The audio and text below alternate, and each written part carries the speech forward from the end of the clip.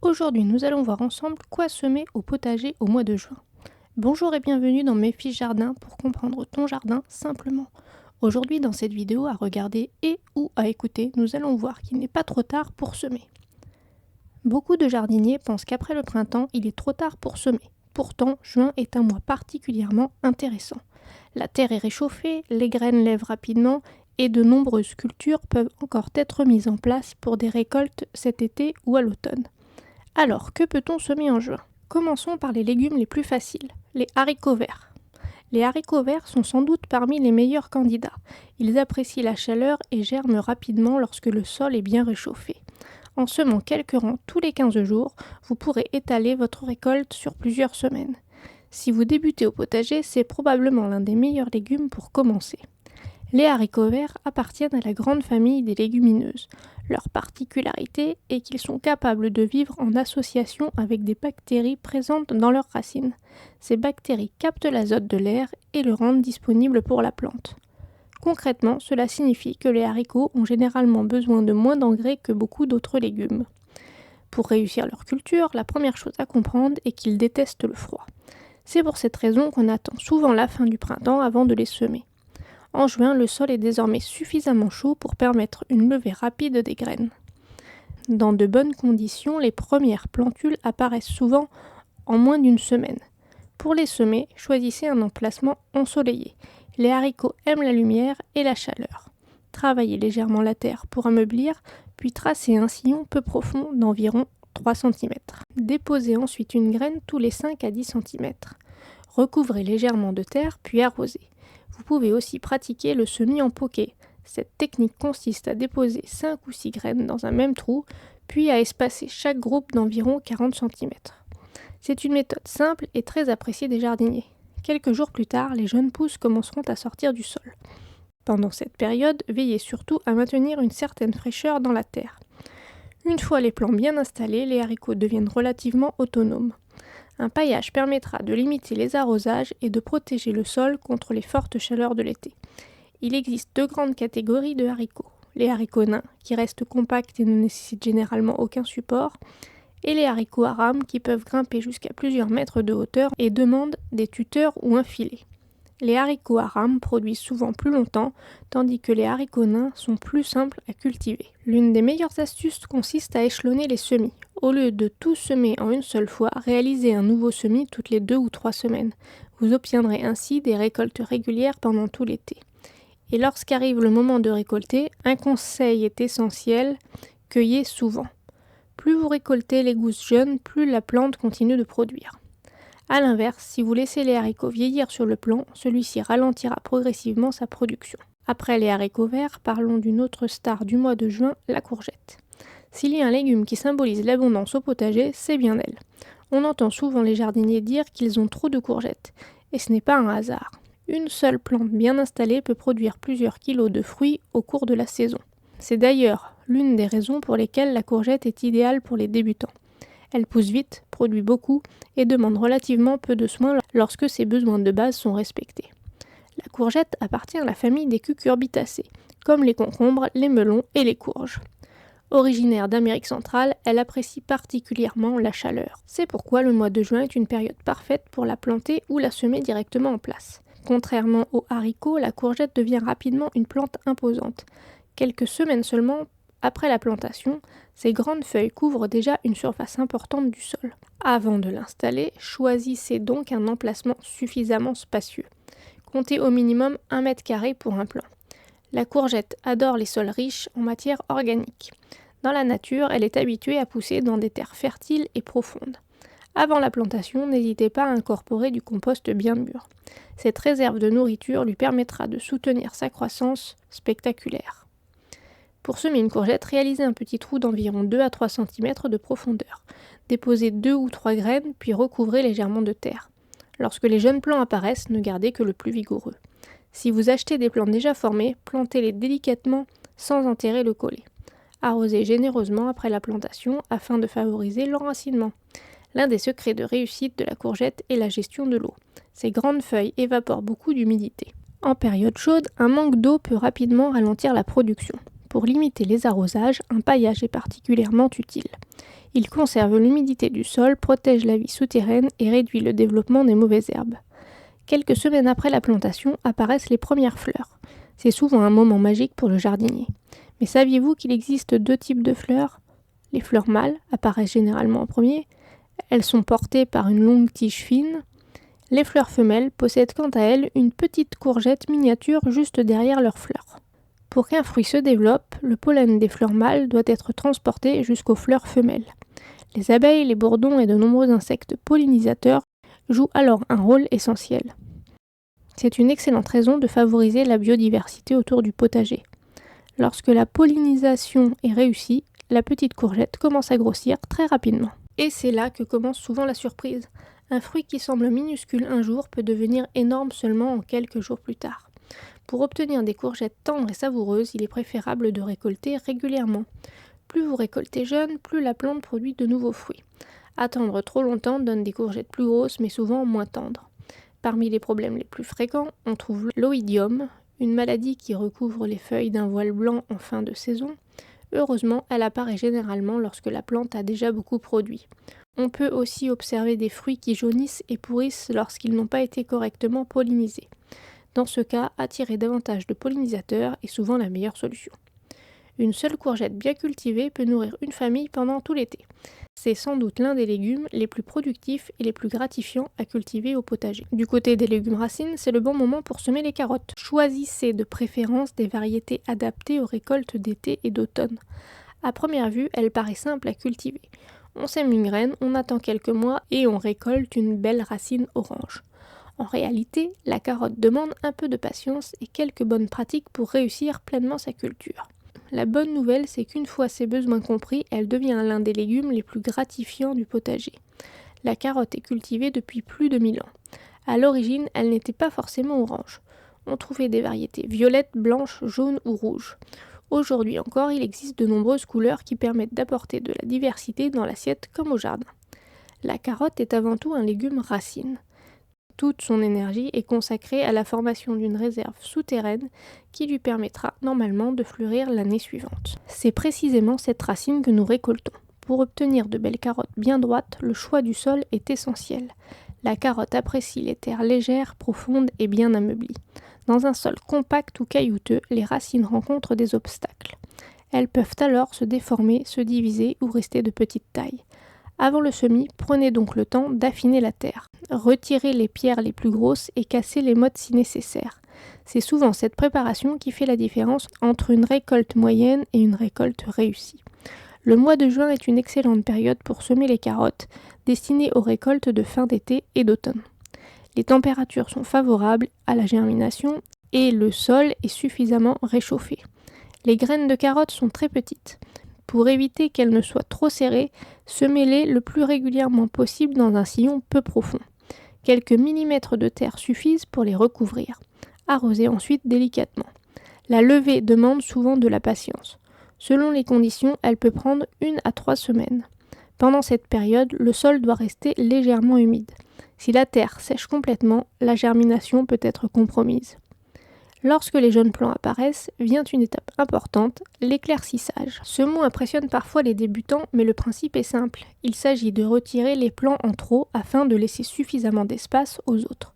Sans cela, les carottes se gênent mutuellement et restent petites. Un espacement d'environ 5 cm entre chaque plant permet généralement d'obtenir de belles racines. La carotte apprécie également les sols couverts. Un paillage léger aide à conserver l'humidité et limite les écarts de température. C'est particulièrement utile pendant les périodes chaudes de l'été. Parmi les principaux ennemis de la carotte, on trouve la mouche de la carotte. Cet insecte pond à proximité des plants et les larves creusent des galeries dans les racines. Pour limiter les attaques, certains jardiniers associent les carottes avec des oignons, des poireaux ou de la ciboulette. Le mélange des odeurs semble perturber le ravageur. La récolte intervient généralement 2 à 4 mois après le semis, selon les variétés. L'un des plaisirs du jardinier est alors de tirer doucement sur le feuillage pour découvrir la racine cachée sous terre. Chaque récolte ressemble un peu à une surprise. Certaines carottes seront parfaitement droites, d'autres plus originales, mais toutes auront la saveur incomparable des légumes fraîchement récoltés. Après la carotte, intéressons-nous à un autre légume racine particulièrement adapté au semis de juin, la betterave. Souvent discrète au potager, la betterave mérite pourtant toute notre attention. Elle est facile à cultiver, peu exigeante et offre des récoltes abondantes pendant de nombreux mois. Ses jeunes feuilles peuvent également être consommées comme des épinards. C'est donc un légume doublement intéressant. La betterave appartient à la même famille que les blettes. Elle apprécie les sols riches, frais et bien travaillés.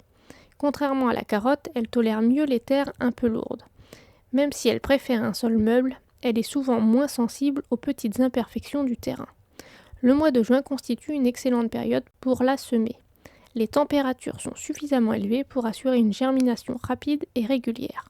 Les betteraves semées à cette période seront récoltées à la fin de l'été ou au début de l'automne. Pour réussir son semis, commencez par préparer la terre en surface. Retirez les grosses pierres et cassez les mottes si nécessaire. Tracez ensuite un sillon peu profond d'environ 2 à 3 cm. Les graines de betterave sont assez particulières. Ce que l'on appelle une graine est en réalité un petit amas contenant souvent plusieurs graines. C'est pourquoi plusieurs jeunes plants apparaissent fréquemment au même endroit. Ce sont des glomérules. Déposez les graines tous les 10 cm environ, puis recouvrez-les légèrement de terre. Arrosez ensuite délicatement. Selon les températures, la levée intervient généralement entre 1 semaine et 15 jours. Pendant cette période, le sol doit rester légèrement humide. Une fois les jeunes plants installés, une étape importante arrive, de nouveau l'éclaircissage. Lorsque plusieurs betteraves poussent côte à côte, elles se disputent l'eau, la lumière et les éléments nutritifs. Il faut donc conserver uniquement le plant le plus vigoureux. Laissez environ 10 à 15 cm entre chaque plant de betterave.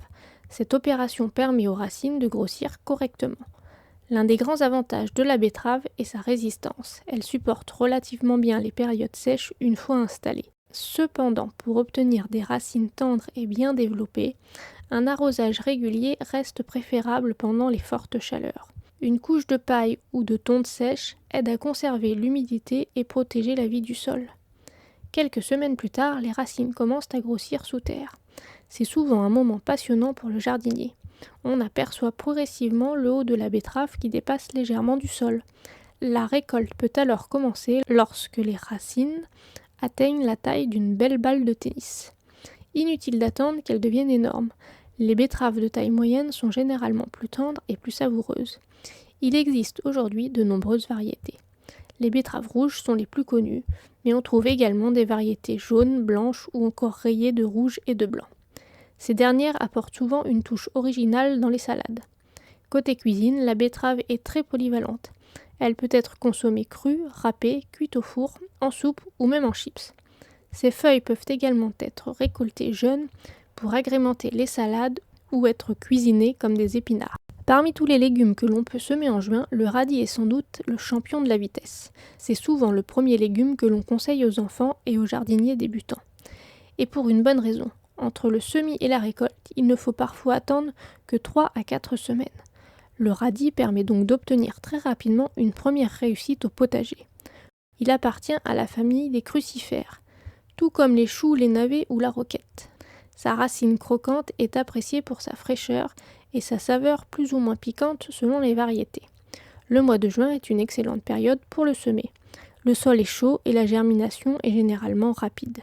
Cependant, les températures élevées peuvent parfois accélérer sa montée en graines. C'est pourquoi quelques précautions permettent d'obtenir des radis tendres et savoureux. Pour commencer, choisissez un emplacement ensoleillé ou légèrement ombragé pendant les heures les plus chaudes. Le radis apprécie les sols légers, riches et frais. Avant le semis, ameublissez la terre sur quelques centimètres et retirez les grosses pierres. Même si le radis est un peu exigeant, un sol bien préparé favorise une croissance régulière. Tracez ensuite un sillon peu profond d'environ 1 cm de profondeur. Les graines étant assez petites, essayez de les répartir le plus régulièrement possible. Un semis trop dense donnera des radis serrés qui auront du mal à grossir.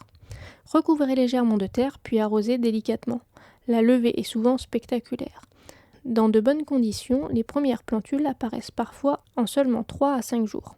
C'est l'une des raisons pour lesquelles le radis est si apprécié des jardiniers impatients. Pendant toute la croissance, l'humidité du sol joue un rôle essentiel. Un manque d'eau peut rendre les radis creux, fibreux ou beaucoup plus piquants. A l'inverse, un sol régulièrement frais favorise la formation de racines tendres et croquantes. Pour conserver cette fraîcheur, un léger paillage peut être utile surtout en été. Comme pour les carottes ou les betteraves, l'éclaircissage est parfois nécessaire. Si plusieurs radis poussent trop près les uns des autres, retirez les plus faibles afin de laisser quelques centimètres entre chaque plant. Cette opération permet aux racines de se développer correctement.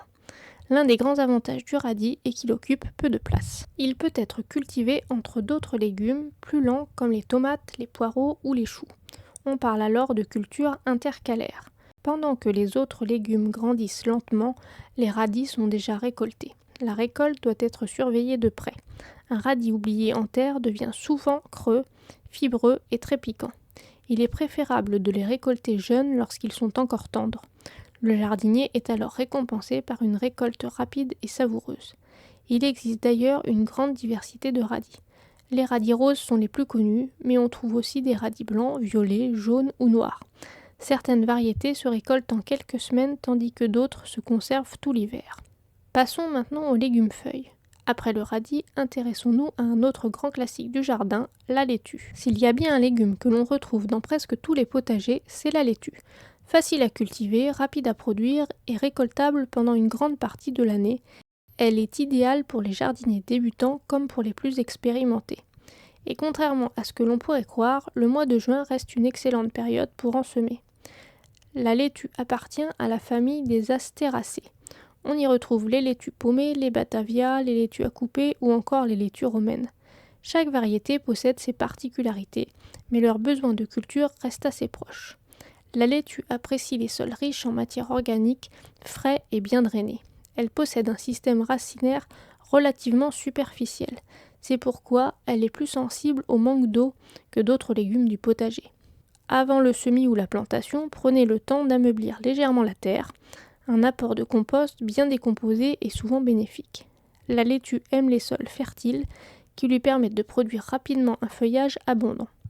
En juin, le principal défi n'est pas le froid, mais la chaleur. Lorsque les températures deviennent trop élevées, certaines laitues ont tendance à monter en graines. La plante produit alors une tige florale et les feuilles deviennent souvent plus amères. Pour limiter ce phénomène, choisissez si possible un emplacement recevant un peu d'ombre pendant les heures les plus chaudes de la journée. Les graines de laitue sont très petites. Elles doivent être semées en surface et sous quelques millimètres de terre seulement. Un semis trop profond ralentit fortement la germination. Après le semis, arrosez délicatement afin de ne pas déplacer les graines. Selon les conditions, la levée intervient généralement entre 5 et 10 jours. Une fois les jeunes plants bien développés, il est souvent nécessaire d'éclaircir. Cette opération consiste à retirer les plants en excès afin de laisser suffisamment d'espace aux autres. Pour les laitues paumées, un espacement d'environ 25 à 30 cm est généralement recommandé. Les jeunes pousses retirées peuvent parfois être repiquées ailleurs dans le potager. L'arrosage joue un rôle essentiel dans la réussite de la culture. Une laitue qui manque d'eau pousse lentement et risque de devenir plus amère. A l'inverse, un sol régulièrement frais favorise la formation de feuilles tendres et croquantes. Le paillage est particulièrement utile en été. Il limite l'évaporation de l'eau et protège la vie du sol. L'un des grands avantages de la laitue est sa rapidité. Certaines variétés peuvent être récoltées quelques semaines seulement après le semis. Les laitues à couper permettent même plusieurs récoltes successives. Il suffit de prélever les feuilles extérieures tout en laissant le cœur intact. La plante continue alors de produire de nouvelles feuilles pendant plusieurs semaines. La laitue trouve également facilement sa place entre d'autres légumes plus lents. Elle peut être cultivée entre les tomates, les poireaux, les choux ou les haricots. Cette association permet d'utiliser efficacement l'espace au potager. Au moment de la récolter, choisissez de préférence les heures fraîches du matin, les feuilles sont alors plus croquantes et se conservent mieux. Après les légumes racines et les salades, intéressons-nous à des plantes qui méritent une place dans tous les jardins, les aromatiques. Basilic, persil, coriandre, aneth ou encore ciboulette. Ces plantes sont souvent cultivées pour parfumer les plats, mais leur intérêt va bien au-delà de la cuisine. Elles attirent les pollinisateurs, favorisent la biodiversité et peuvent même aider à protéger certaines cultures du potager. Le mois de juin est une excellente période pour les semer ou les planter. Le sol est réchauffé, les journées sont longues et la croissance est généralement rapide. Commençons par le basilic. Le basilic est probablement l'aromatique la plus populaire de l'été. Originaire des régions chaudes, il adore le soleil et la chaleur. Il apprécie les sols riches, bien drainés et légèrement humides. Le basilic accompagne parfaitement les tomates aussi bien dans l'assiette qu'au jardin. Certains jardiniers apprécient cette association car les deux plantes ont des besoins similaires. Pour obtenir un basilic bien fourni, pensez à pincer régulièrement les extrémités des tiges. Cette technique encourage la plante à se ramifier et à produire davantage de feuilles. Passons maintenant au persil. Contrairement au basilic, le persil est plus patient. Sa germination peut parfois prendre plusieurs semaines, mais une fois installé, il devient très généreux. Le persil apprécie les sols frais et une exposition ensoleillée ou légèrement ombragée. Ses feuilles peuvent être récoltées pendant de nombreux mois. Vient ensuite la coriandre. Cette plante est particulièrement appréciée dans de nombreuses cuisines du monde. Cependant, elle possède une particularité, elle monte rapidement en graines lorsqu'il fait très chaud.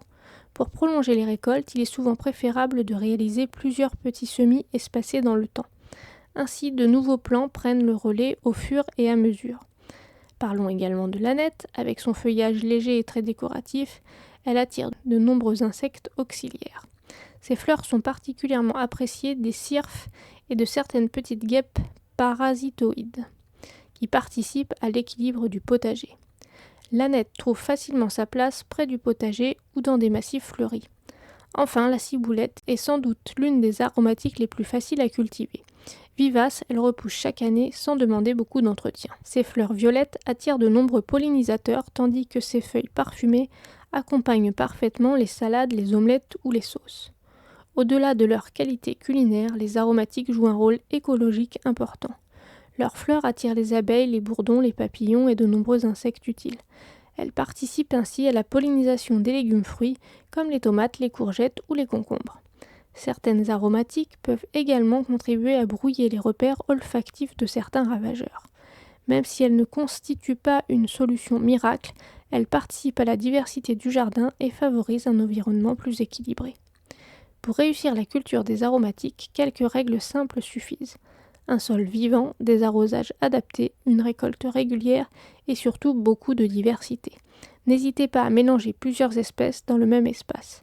Plus votre jardin est varié, plus il devient accueillant pour la biodiversité. Pour résumer, les stars des semis de juin sont les haricots, les courgettes, les carottes, les betteraves, les radis, les laitues et les aromatiques comme le basilic.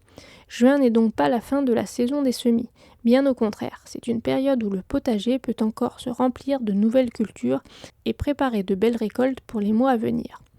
Voilà, maintenant tu sais tout sur les semis en juin.